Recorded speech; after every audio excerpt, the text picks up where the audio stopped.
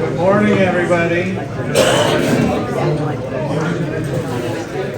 guys ready to get started? Yeah. All right. I know, I probably upset a lot of you because I forgot the donuts this morning. There was a mix-up. I thought the breakfast was this morning, not tomorrow, and so I did not go get donuts. We'll survive that. We'll survive. Anyways, tomorrow is Veterans Day, so for those that aren't here tomorrow, I want to honor the veterans that we have today as well, so that they get honored regardless of which day they're here. So, if you are here, please stand so we can recognize you. Our veterans are Dave Carey, Mike Stewart, Dennis Deptula, Jeremy Beckman, Dennis Garner, Nick France, Curtis Tippin, Todd Latham, John Peterson, and Todd Fink, who unfortunately passed away earlier this year. So thank you to all of you. Let's see. Accidents. We've had 4 accidents so far this year. All of them have mostly to do with either backing or tail swing. You guys got to keep an eye on that.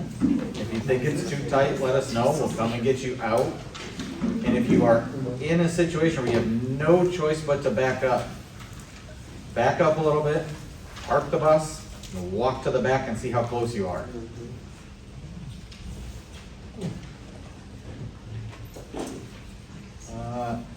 Important dates coming up. They are all on the hub. They've been sent out to you guys, but Thanksgiving break for most of you is November 24th to the 29th. So the following schools have off: Geneva and the Gelt program, District 300, Keeneland, District 303, St. Charles, Giant Steps, I can't remember what the acronym stands for, but the ICRE, which is the Chicago school, the Mid-Valley, Sale, Sea, and Maids programs, Seal, St. Peter's, and Winston-Knowles. If I did not say your school, that means that at least 1 or 2 days, potentially 3 if you're a Metro Prep, you are running over Thanksgiving break. So, that is Batavia runs Monday and Tuesday of Thanksgiving break, the 24th, 25th. Glen Oaks is the 24th, 25th. High Roads is the 24th, 25th. Kretschke and Markland and Summit are all the 24th and 25th. And Metro Prep is 24th to the 26th, with the 26th being an early dismissal day. So if you are one of those schools, according to your bid sheet, you are still supposed to be here over Thanksgiving break. Any questions on that? No, it is not holiday pay because it is not one of your listed holidays in the agreement. So you guys do get paid out for some of your holidays over Thanksgiving break.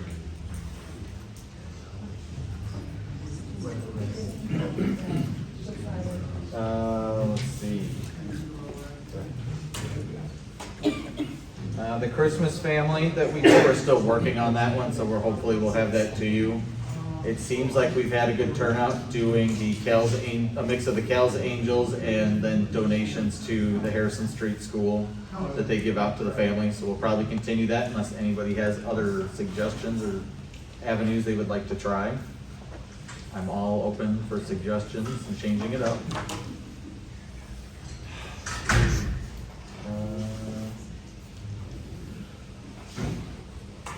Clocking in and out. Please make sure you guys know your clock in and out times for your bid sheet, or if you turned in a time adjustment sheet and you haven't gotten it back yet, make sure you know if it was approved or not. Because about 80% of you guys, Kendall is having to go in every single day and adjust your time.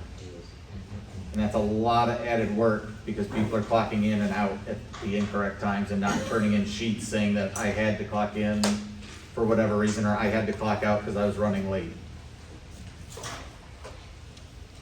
And nobody's been coming in complaining to me saying that Kendall's adjusting my time for unwarranted reasons, so to me, that kind of says that it is people just clocking in and out and just leaving it to Kendall to fix.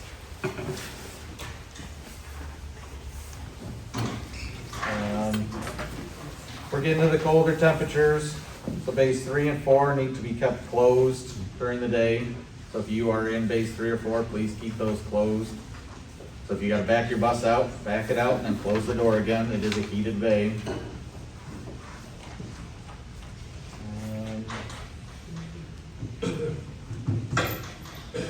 Mentors. So it came to our attention, and it is a drop of the ball on my part, is that some of the newer drivers do not have mentors assigned to them. That is my fault. However, about half of our mentors that were on the list have since retired. So, my pool of mentors is very small. So, if you are willing to be a mentor to a new driver, which is just going over the typical Geneva policies and the way we do things and bidding on field trips, stuff like that, please let me know so that we can get them some mentors assigned to the new drivers. We greatly appreciate it. Winter sports are about to start up, so get ready for the field trip list to start getting significantly longer. I know it's been short the past couple of weeks, that's only temporary.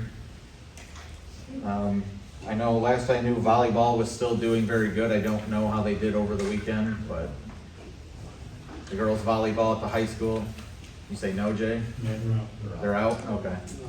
They were doing very well. We weren't sure how far they were gonna make it. So that's a bummer.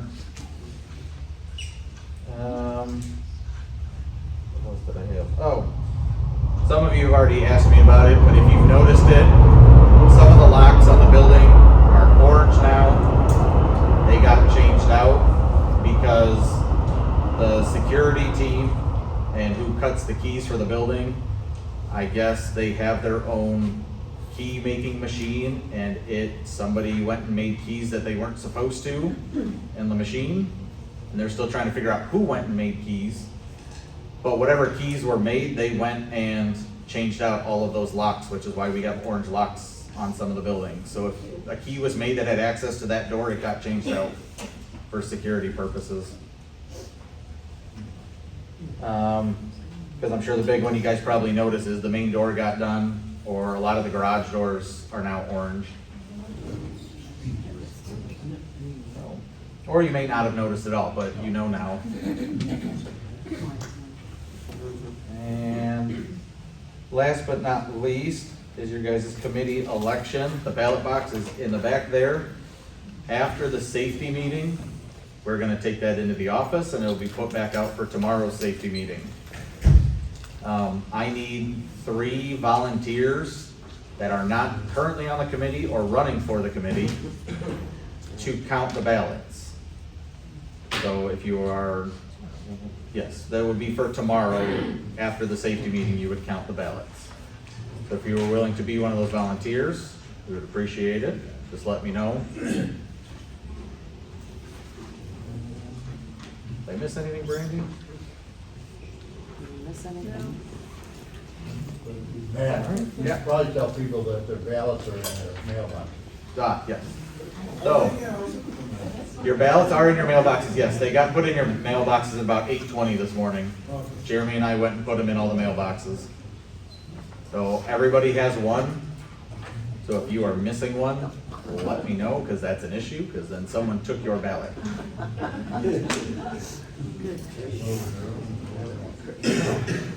Any questions on anything at all? No? All right. Then I will turn it over to Brandy. Good morning,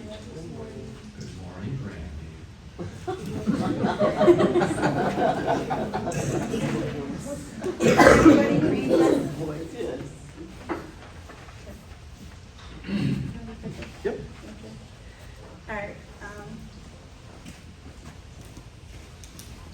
have a PowerPoint. I don't feel like using it today, so we're just gonna go with it.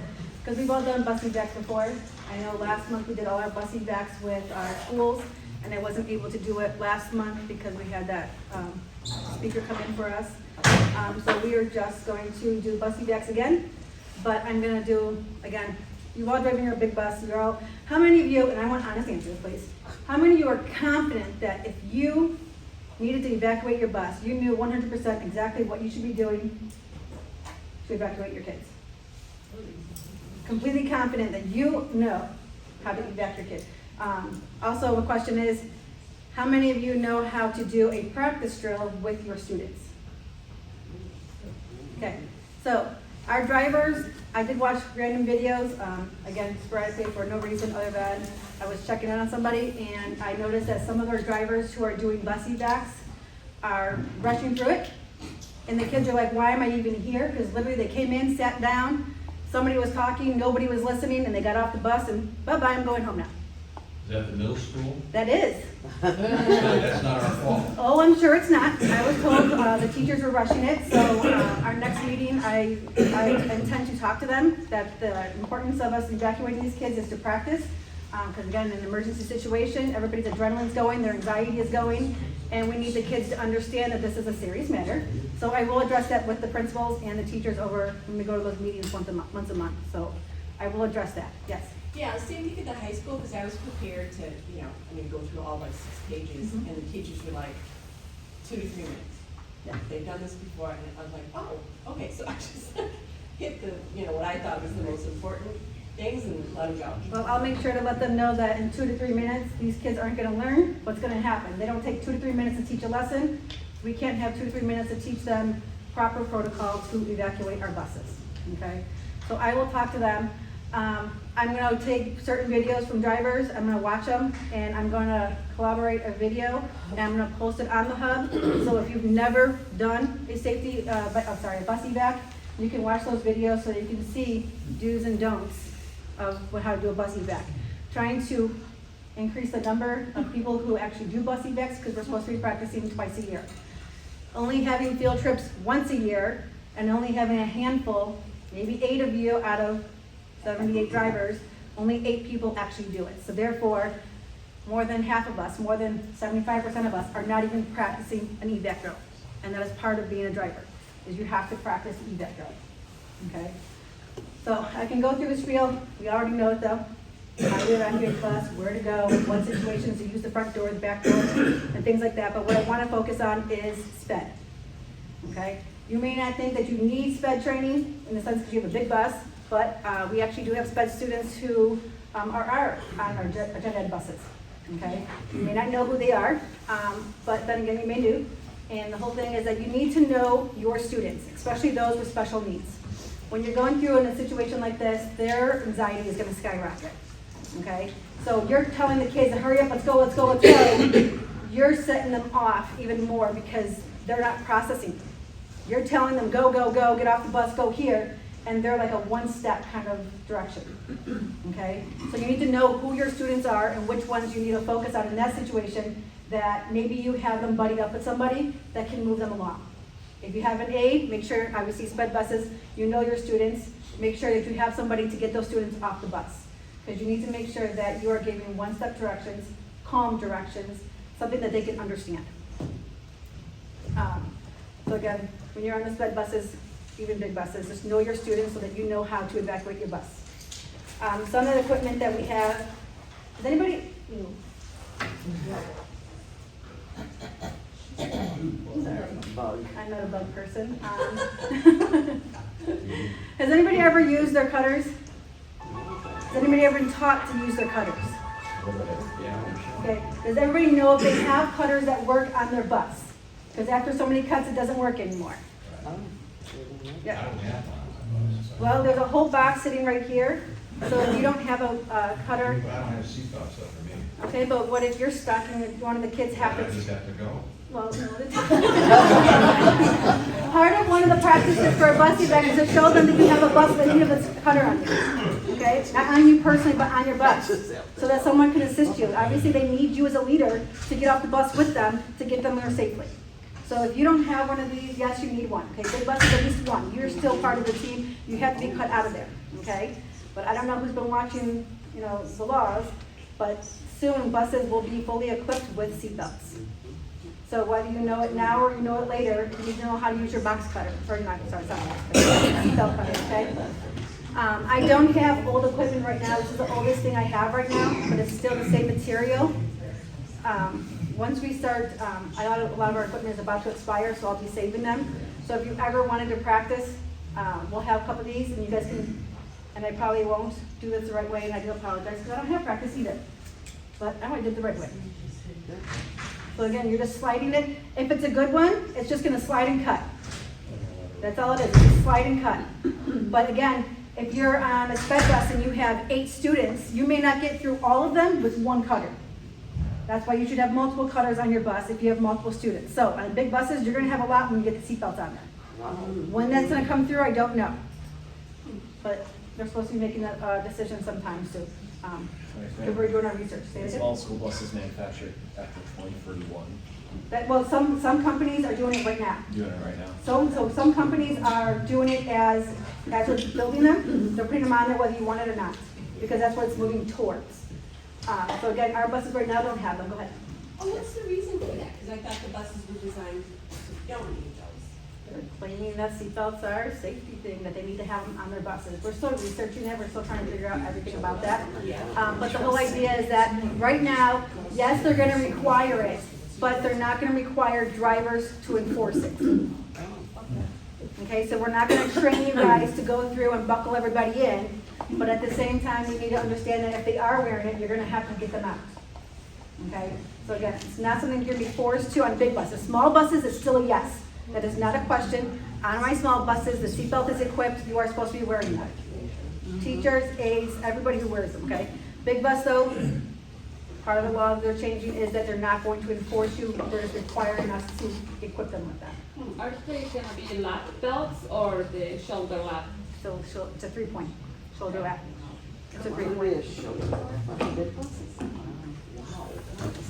I mean, we're not gonna get buses and seatbelts in the near future, we just got the buses. 10, 5, 10 years. We're not buying buses right now, yes, correct. So, this is a long time away, we're just talking about it. We're just bringing it up, we're just talking about it, because big buses don't think they need it, like, Mr. Lunstick said.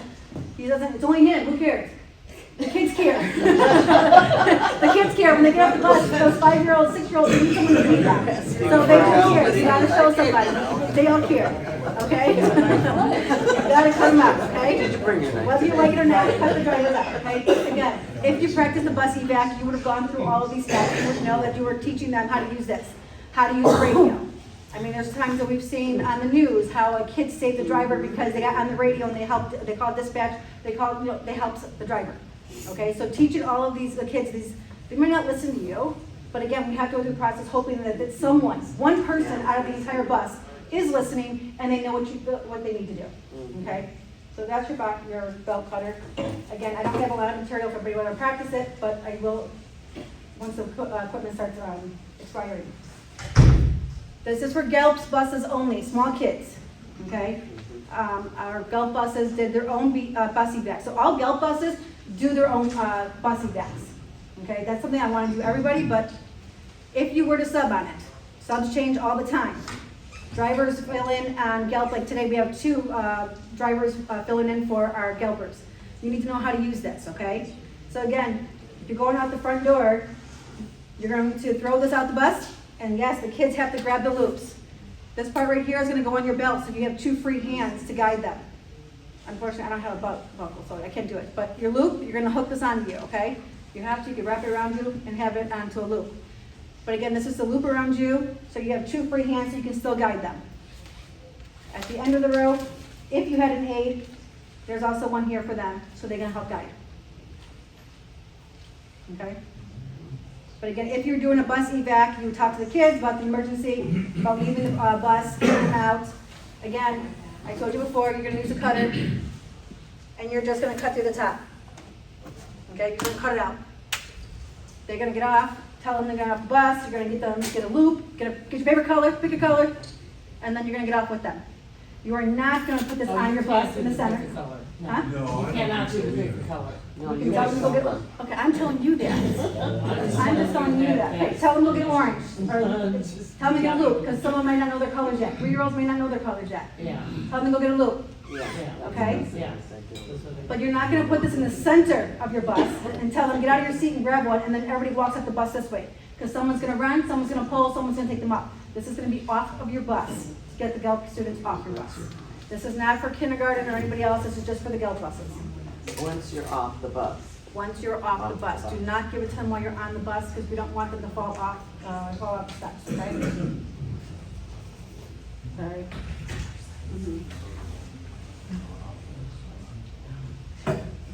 Has anybody practiced using one of these?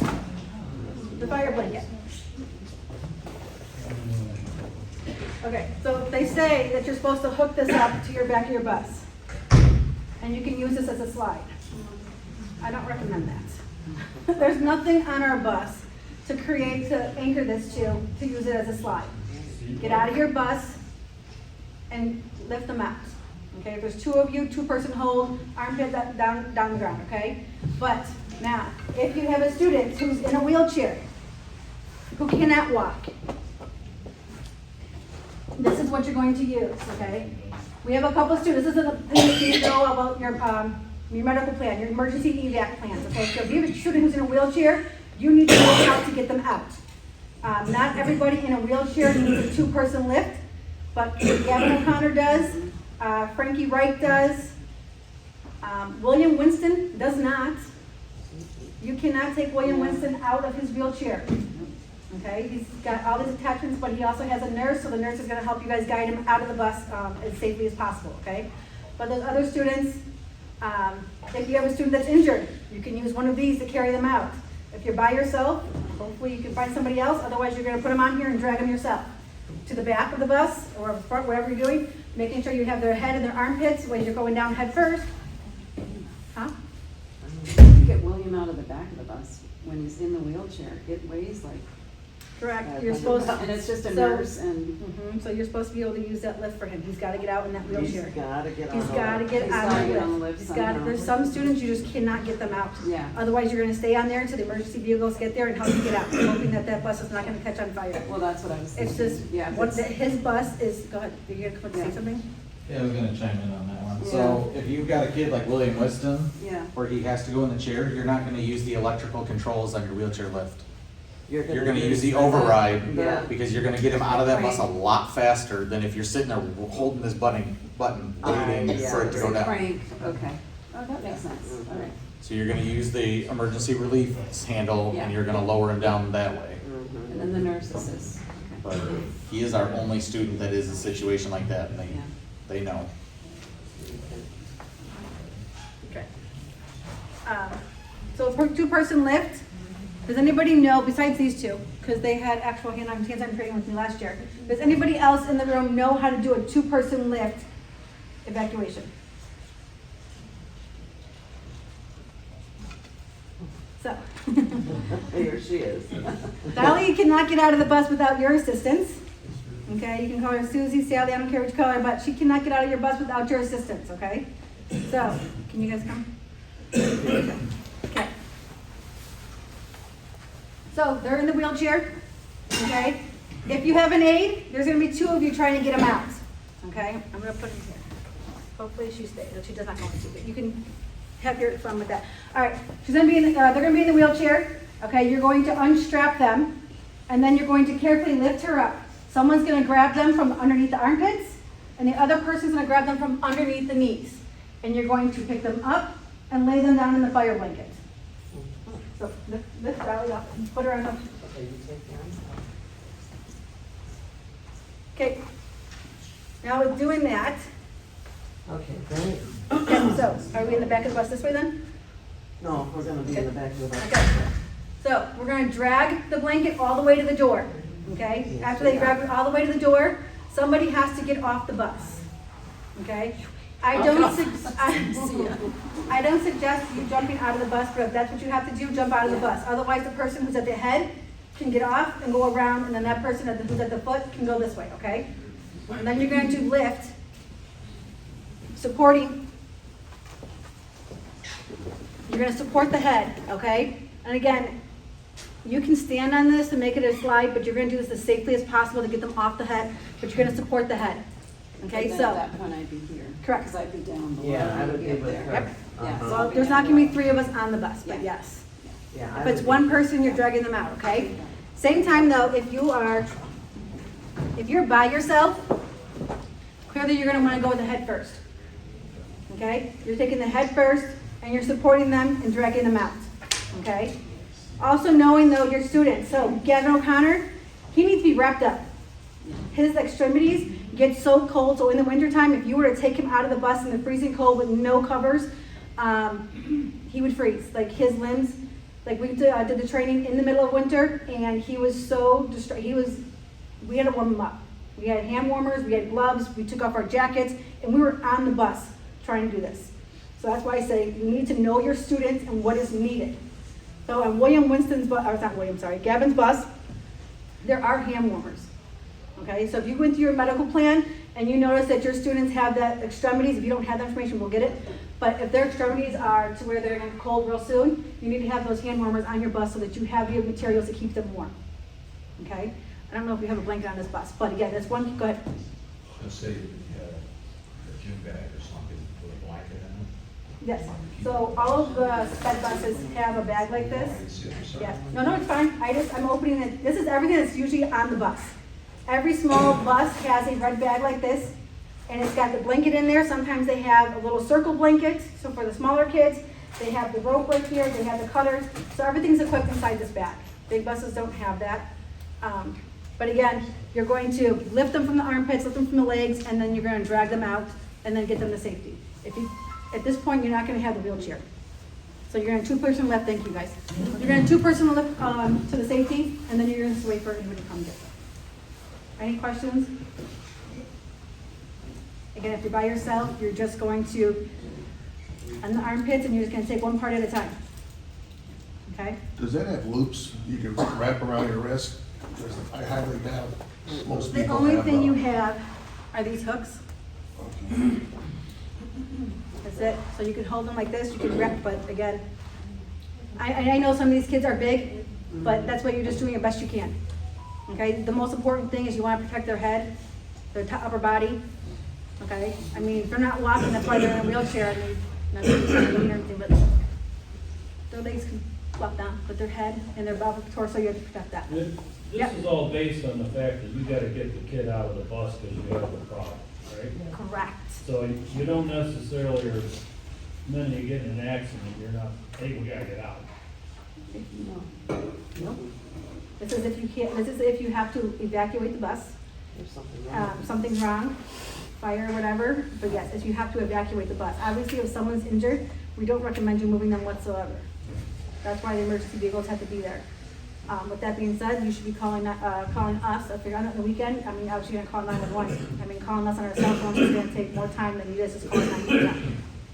Yes, So fire and whatever, let's call whatever a water hazard of some sort, and we just slid off the road, and how do we use, in that environment, how do we use the tools?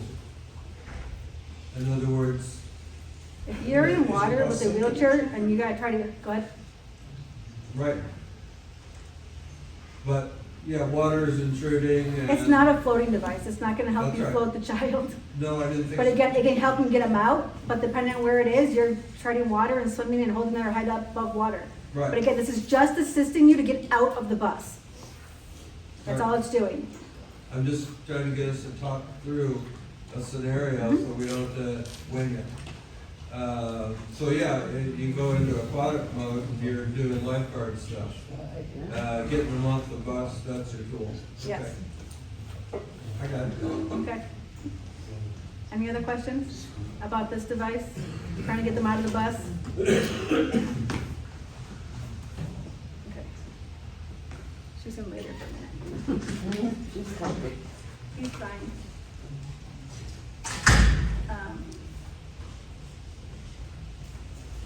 Sorry, I just needed one video up here, so.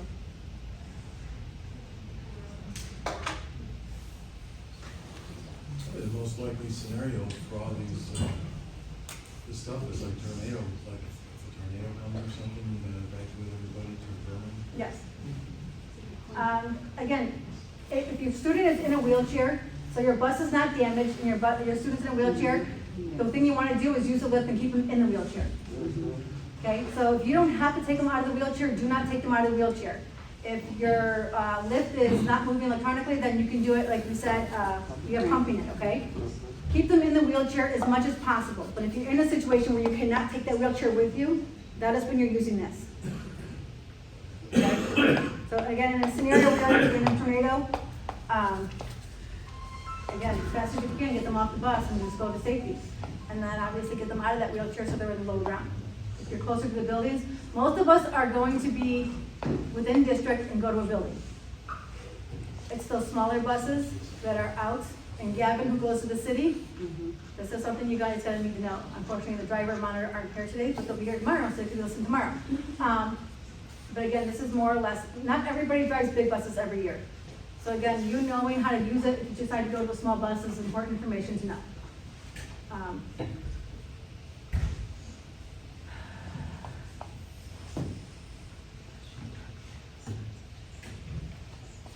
Matt? Any The projector reset, Randy, it's trying to load behind you. That's That's what we're trying to connect to. So it's not connected at all? Ever since I unhooked from it, it's been doing it a couple of times now. Okay. Has everybody seen the video from Minnesota with the fire on the bus where the parents caught it?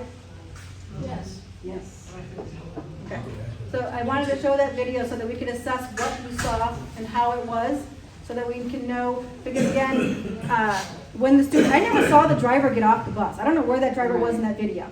I saw the mom directing kids, I never saw the parent, or the yes, it was on the news. It was a YouTube video. But again, the mom saw the sparks from the tire. At first, I had watched the video 3 or 4 times to actually see where the spark was, and they actually focused on it. And it was under the, right by the tire, passenger tire. But again, I never saw the driver, I never saw him evacuate the bus. They evacuated the bus in the front, and I understand why they did it. It was a hurry thing. But at the same time, you never know when that is going to explode. The bus ended up exploding. The tires popped, blew. So in my opinion, Should have been out the back. Mike, okay, well, so my question to you guys, what would you have done differently? If a parent came running to you saying that there was a fire underneath your hood, what would you have done differently in that situation? So, I mean, I would have tried anything else but that, because again, if those kids are coming off the front of the bus and that explodes, we're relying on that mom to help evacuate us, and she obviously doesn't know how to evacuate the bus. She's not a bus driver, she's just a parent who just saw her kid getting off the bus. So again, being prepared for these evacuations, again, I never saw the driver, but being prepared for those evacuations, we could have said, no, we have to go this way. We're going to redirect, we have to go to the back. Can you meet me in the back and help me get the kids off to the back? Versus going through the front door where, again, everybody got safety. But then again, if you saw them come off the bus, they scattered. There was no real direction. It was just get off the bus and scatter. Which was kind of creepy. But if we, and then all of a sudden they cut and they said, oh yeah, everyone down the road. We never saw that part. They just scattered and then they disappeared. But if we all practiced and we were all aware of how to do a bus evac, if these kids learned to do a bus evac, then we would know that, again, but adrenaline's going, anxiety's going, all I heard was fire, I need to get out of, I gotta get safety. But I never once saw the driver directing or anything, and kids just kind of scattered. So I wanted to, oh, there's the video. And then talk about it. Moments caught on camera at a bus stop. This school bus caught fire while driving kids home in Bethel earlier this month. WCCO's Sean Morrison shows us how one mom's quick thinking helped save the day. She got about halfway to the driveway, and I'm like, fire, fire. The end of the school day is normally routine in Carrie Thorpe's neighborhood. But a couple weeks ago, as her daughter was getting dropped off, Carrie noticed smoke and flames coming from under the bus and alerted the driver. It was crazy. I mean, I'm just thankful that he was very calm. They worked quickly to get all 22 kids off safely. Her Ring doorbell captured the East Bethel elementary students gathering in front of her house. as the flames began to spread. Kids were crying, kids were scared, freaking out. It was quite emotional and kind of frantic. Within minutes, the fire had taken over. It moved pretty fast, yeah. I mean, it was probably within 15 minutes that thing was engulfed. It was crazy to see the tires explode. School staff and volunteer firefighters arrived quickly. They got the flames under control, and it was when the bus was finally towed away that you could see just how intense the fire was. The heat melted parts of the road in front of Carrie's house. This was where the hood of the bus That's where was. the hood of the bus was facing that way. You can see there's still glass in parts of the road. In the end, some backpacks, some lunch boxes, and a school bus were lost in the fire. But Carrie and other parents along this street know things could have been much worse. She and the bus driver were recognized by parents and school leaders for their heroic efforts as investigators worked to figure out what caused the fire. Carrie thinks about what might have happened if she hadn't seen the flames. I don't think he would have gotten very far, and I don't know if he would have been able to get those kids off the bus as fast. I don't know what would have happened, because a lot of little ones sit up front, and that's where it all started, was right up front. In Bethel, John Lordson, WCCO News. Well, way to go, Mom. Parents say a recent bus safety course at school may have helped with the quick evacuation. Okay. I know I kept saying I didn't see the driver. The driver could have been on the bus making sure all the kids were off. I wasn't saying the driver did anything wrong. I just feel like the mom jumped in and the kids got off the bus through the front when they probably should have gone through the back. Okay, but yes. Should you close the door so they don't, like the front door? I mean, the mom is trying to help you, so if there's somebody already off, I mean, I would say, hey, let them, like, tell them, go to your front door and then meet me in the back. I gotta go to the back. Like, everybody else, like, there's a lot of kids who came off, so obviously they weren't all in the front seats. So I would say, again, I wouldn't say close the door. I would just say whoever's there, say, go back, like, let's go in the back door. Like, we don't know, you know, I would just guide the kids to the back of the bus. Yes. So where did the fire start? Was it in the front wheels or in the back wheels? Front wheel. So in the beginning of the video, you saw the flame right above the passenger front wheel. Like, you just saw the flame. Looks like the engine. Yeah. At Yes. what point was that driver not supposed to go back in and get the fire extinguisher? At that point, I would never have said go back and get the fire extinguisher. Just get the kids off the bus. And I mean, the video, it was a ring camera. They obviously clipped it, so they didn't show the whole thing. Mom said 15 minutes, but again, when your adrenaline's pumping, do you really know if it really 15 minutes or if it was 2 minutes? I mean, unless you watch the whole video, and that's how she knew it. But I wouldn't say go back and get the fire extinguisher. I would just say get off the bus and get to safety, and then I would say 911 can come in and take care of it. Because in that video, I don't think you should have, there was no time for you to grab that fire extinguisher and put it out. That fire extinguisher is not there for you to try and save the bus. That is there for you to use to, if it's on fire that bad and you still got kids to get out, you use that to slow down the flames to get the kids out of the bus. That is, we're not worried about saving the bus. That's replaceable. The kids are not replaceable. Any other questions? Anything that you would think that you did, because a lot of you said that you had no clue how, you didn't have, you never practiced bus evacuation. Okay, so if you were in a bus evac and you had to do it quickly, or if I wanted you to actually do a field trip and do one, what is something that you don't know how to do and we can try to clarify? Or have I taught you anything that at least you have some kind of knowledge moving forward?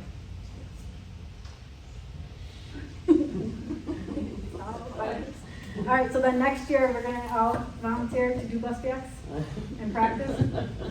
Probably not. So, well, again, moving forward, it may end up being that everybody practices. I know St. Charles, all of their drivers pull up, and before they drop, they do a bus evac. So sometime in the near future, that is my plan, is to have all of you do your own bus evacs. Galp does it, Maids, Johnstone, they do their own. So our sped buses do their own bus evacs. I don't see why us as a big bus can do their own. Okay, I understand that the high school rushes it through gym class. I understand the middle school rushes it, but like I said earlier today, I will talk to them, and we can't do a 2-minute lesson of a bus evacuation. So I'll talk to the administrators at our next meeting that we need to change that. We can't be rushed off that. Middle school takes the lunch time to do the bus evac, so that's why they are rushing. That's why I want to switch it to where it's at drop off. You're all there, you're gonna evacuate the bus anyways. Half of you guys get there and you're just sitting there for a few minutes anyways. I understand we drop off at two stops, but if we did it before that in October, then we could all drop off and talk to the kids. It shouldn't be a rush situation, especially if the kids aren't even listening, okay? They gotta be able to give us somebody to get on the bus and get these kids to listen to us, whether we had student management, you know, in the beginning of the year, and we got the kids quiet, but they have to be listening in the situations. Because again, when you guys are going railroad crossings, they should be quiet. When we're in a emergency, they need to be quiet to listen to your directions. Okay? Anything else? Randy, Yes. so I just got volunteered to do high school bus evacs this year. Yes? Thank The you. one thing that got them all quiet every time is when I told them, you know, I want to see you guys, I want to see your face on the 6 o'clock news tonight, because you're going to save everybody else. And showed them how to work the radio, and showed them how to pull the air brakes to secure the bus. And even fake slumping in the chair. I'll play your video too then, so. That was very entertaining. Uh-huh. And it got their attention, and they walked away with new knowledge, even the ones that didn't know, you know, thought they'd seen it all, even they shut up and listened. So there's ways. Yep. So, any other questions? Anything you want to add? Okay. Our lunch, our potluck's tomorrow? Yes, our Veterans Day potluck is tomorrow at 9 a.m. And then we'll lead right into the safety meeting. So you guys can head out early today, because tomorrow's is probably gonna get shortened as well because of the potluck anyways, so. If you guys are here. Yeah. So I already put it in motion that we're doing Kale's Angels and the Harrison for the Christmas thing. We're hoping to have everything out before Thanksgiving break, so you guys all have a heads up what's going on. If it changes, we'll let you know, but I've already started the planning process for those two things. And then the two holidays that you're getting paid for Thanksgiving is Thanksgiving on Thursday, and then as it's relabeled, it's Wednesday before Thanksgiving. It's the takeaway from Good Friday. So it used to be Good Friday back in the day, but the new title of it is the Wednesday before Thanksgiving. I don't know why. That's what it is. Memorial Day will not be paid out until Memorial Day. So there's not gonna be 3, this is gonna be 2 days, okay? So yes, if you work on Wednesday, it's a paid holiday. So there's only one driver who's getting paid. If you have a field trip that day, yes, it's a paid holiday. It's a Wednesday before Thanksgiving. Okay? All right, thank you.